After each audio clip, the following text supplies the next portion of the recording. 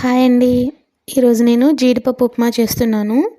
Plain upma తినని వాళ్ళు ఇలా జీడిపప్పు ఉప్మా చేసి పెట్టండి, కమ్మగా తింటారు. ముందుగా ప్యాన్ పెట్టి 2 టేబుల్ స్పూన్స్ ఆఫ్ ఘీ వేసుకొని జీడిపప్పుని మంచిగా గోల్డెన్ బ్రౌన్ కలర్ వచ్చేంత వరకు ఫ్రై చేయాలండి. ఫ్రై చేసుకున్న జీడిపప్పుని వేరొక ప్లేట్లోకి తీసుకొని అదే ప్యాన్లో 2 టేబుల్ స్పూన్స్ ఆఫ్ ఆయిల్ వేసి పోపు దినుసులు వేసి పచ్చిమిర్చి, సన్నగా తరిగిన ఉల్లిపాయ తరుగు, క్యారెట్ తరుగు, టొమాటో వేసి మంచిగా ఫ్రై చేయాలి. ఇందులో సాల్ట్ వేసుకోవాలండి. 1 టేబుల్ స్పూన్ పల్లీలు వేసి మంచిగా ఫ్రై చేయాలి. తర్వాత కరివేపాకు వేసుకొని వాటర్ పోసుకొని మంచిగా బాయిల్ చేసుకోవాలి. ఇప్పుడు వాటర్ టేస్ట్ చూసుకోండి, సరిపోకపోతే సాల్ట్ వేసుకోండి కొంచెం. వాటర్ బాయిల్ అయ్యాక సన్నగా తరిగిన కొత్తిమీర తరుగు వేసుకొని బొంబాయి రవ్వ వేసుకొని కలుపుతూనే ఉండాలండి, ఉండలు లేకుండా.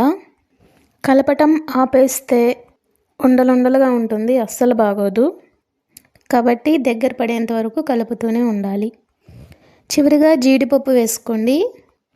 వీటిని మరొకసారి కలపండి.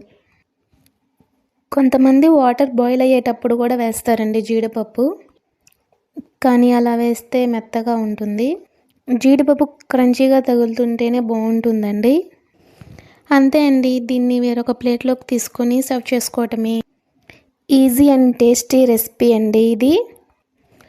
మీకు మరెన్నో రుచికరమైన రెసిపీస్ కావాలంటే ఈ ఛానల్ని సబ్స్క్రైబ్ చేసుకోండి.